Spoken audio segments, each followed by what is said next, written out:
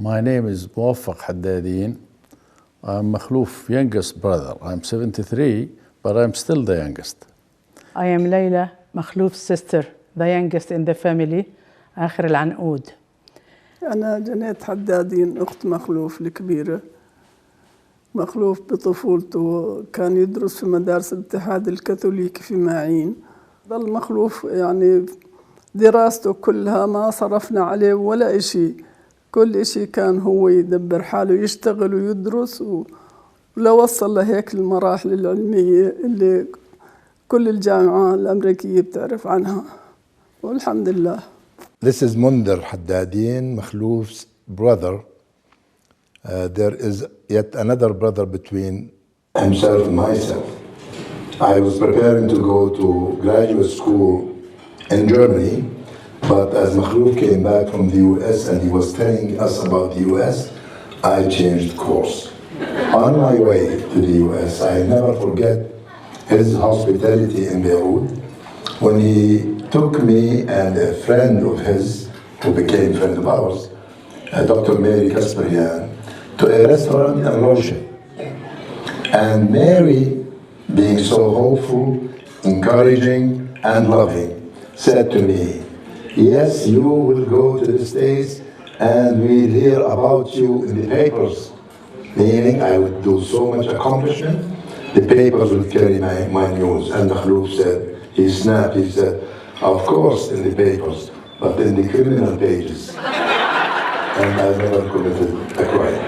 أنا سعيد جدا بعلاقتي بأخي الحبيب مخلوف وبالتالي عائلة حدادين، وأعتبر نفسي أن أنا أحد أفراد هذه العائلة، حتى أنني أحيانا أقدم نفسي لأصدقاء مشتركين أقول موسى ناظر حدادين.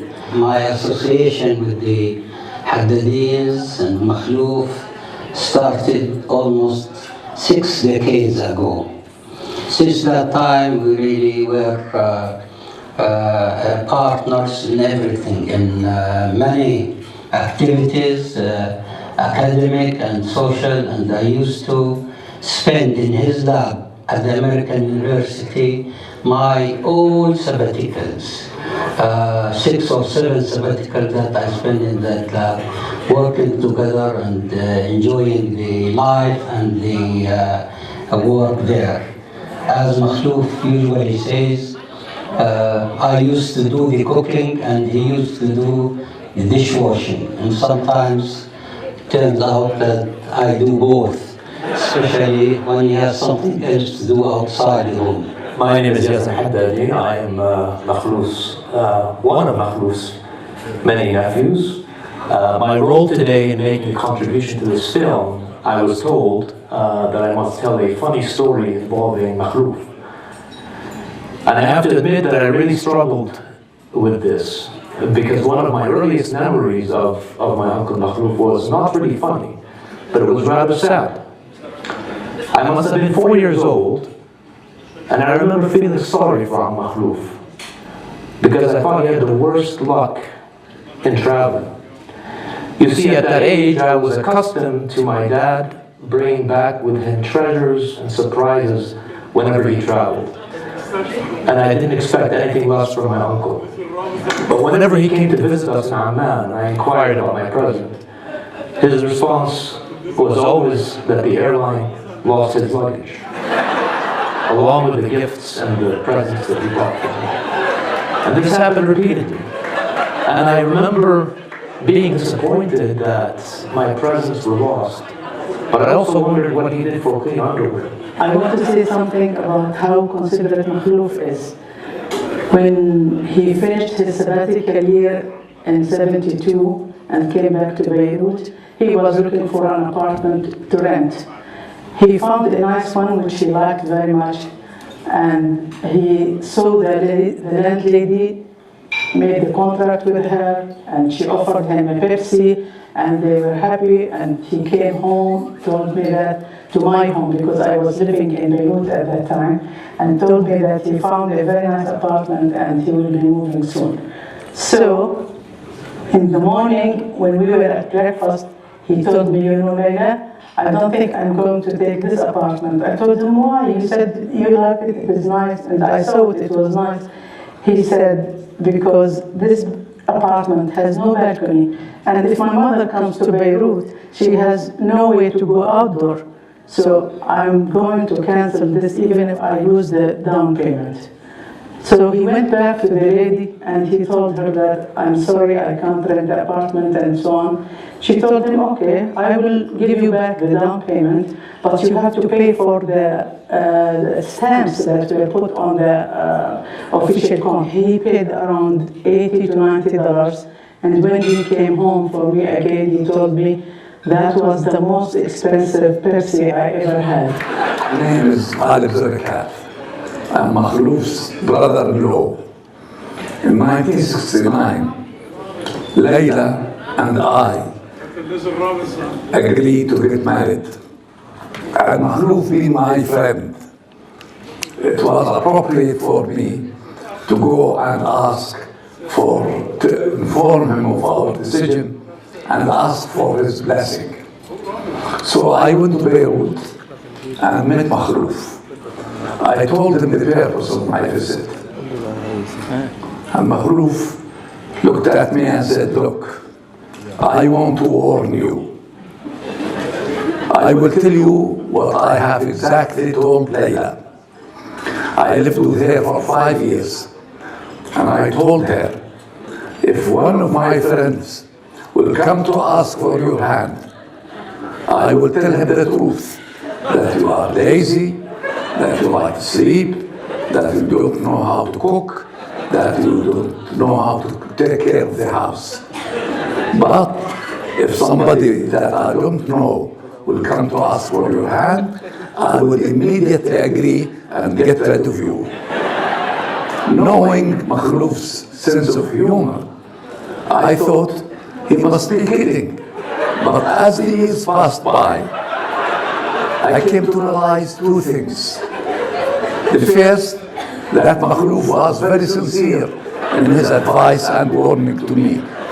The second, that doing it so, he gave me the bluff of my lifetime. Our youngest brother had to get married. My other brother and I worked on Makhlouf to say, teach him how he should behave and how he should talk when he asks for the hand of the bride. Because there are certain rituals in our social background that you have to follow.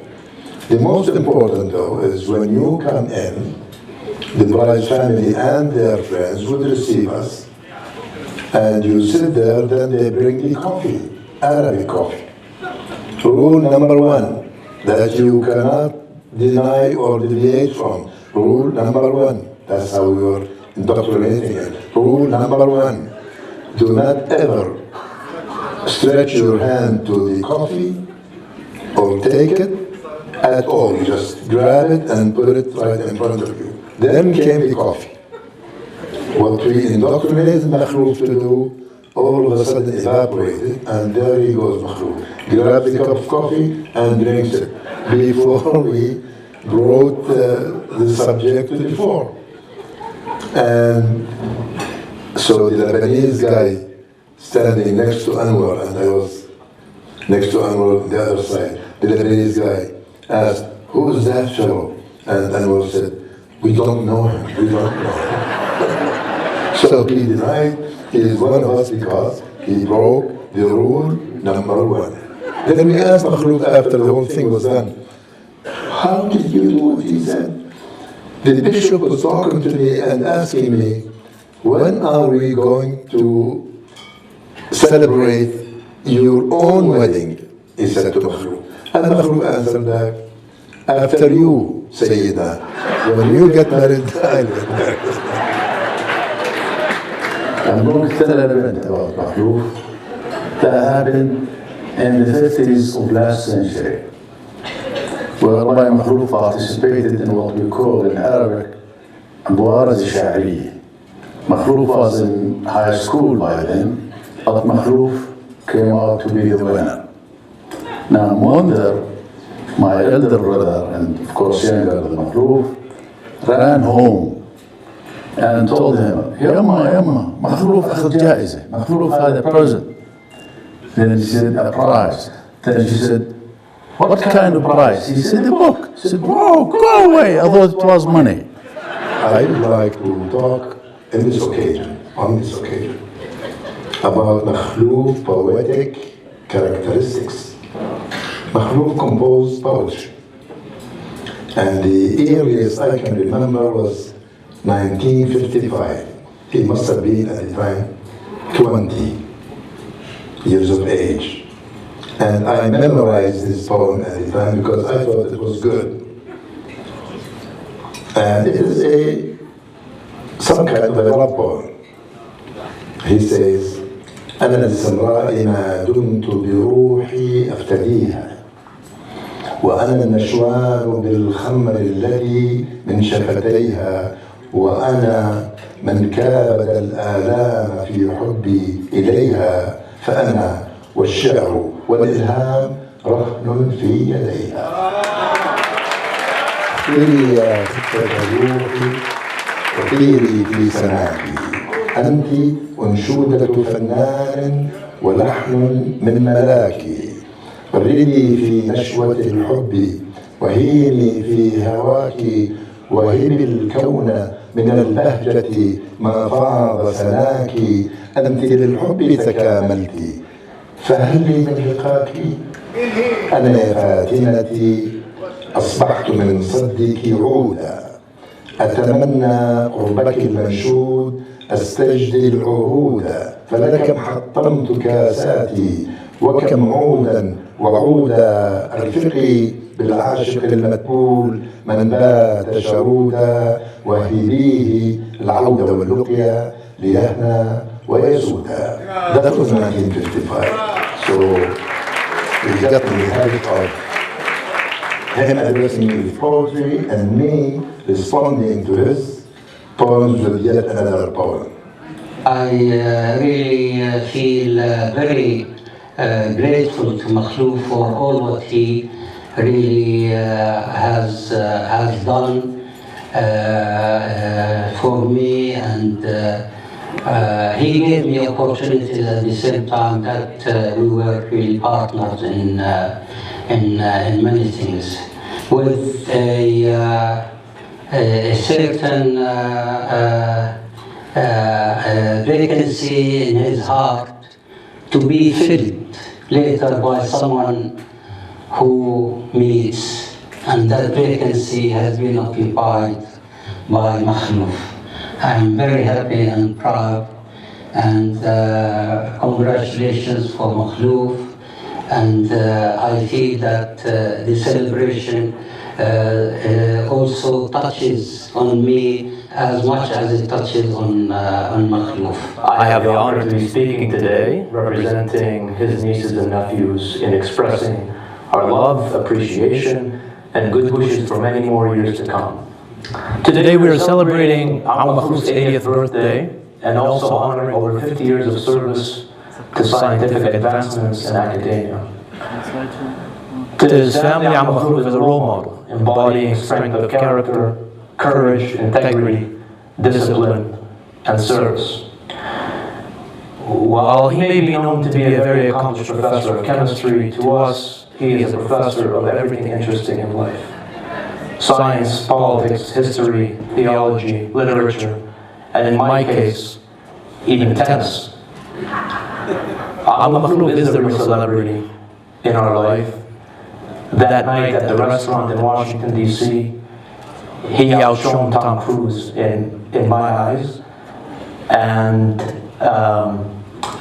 I go back to a story that I always tell when some 10 years ago, I made a purchase of an airline ticket on his behalf that he insisted on paying me back for, and I said, Makhlouf, you've given us so much, I'd really like to pay for this ticket, and he insisted on paying me back. So I resisted and responded and said, Makhlouf, please let this one be on the house. And he responded to me with one sentence, "Dear Yazan, I am the house." Happy birthday, Makhlouf, we love you. Happy birthday, Makhlouf, we all love you. We thank you for giving us all these beautiful things.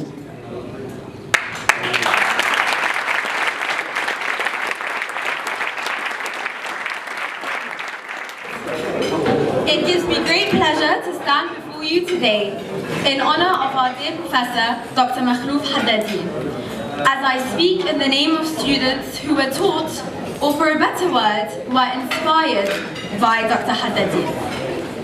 Not all of us had the chance to be one of Dr. Haddadin's students, but I am glad to have had the opportunity to witness how distinguished he is as a professor by being the student of his own student, Dr. Kaafarani. Describing the admiration that we feel towards Dr. Haddadin is definitely not an easy task. Simply because the passion he demonstrates towards organic chemistry is beyond words.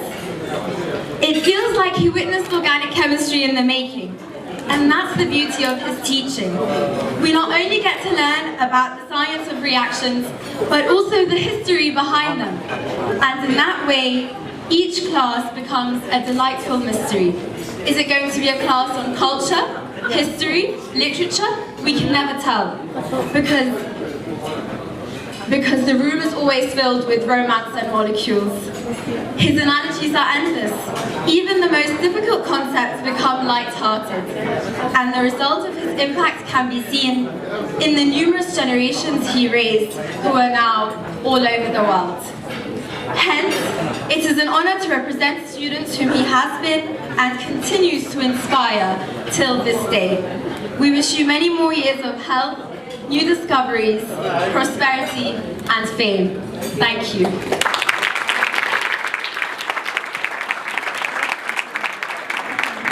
Dr. Makhlouf Haddadin, would you kindly join me here at the podium?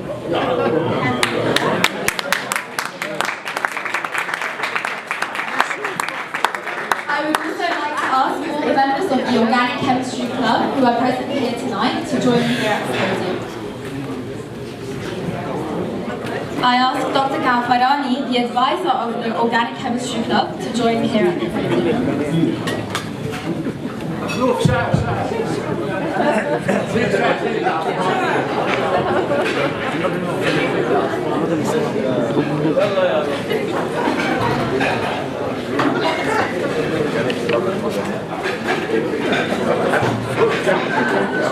In the name of students who took organic chemistry for the past 50 years, I present to you this token of appreciation. Thank you.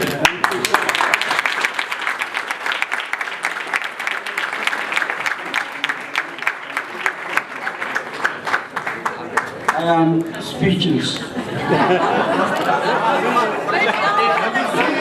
Doctor.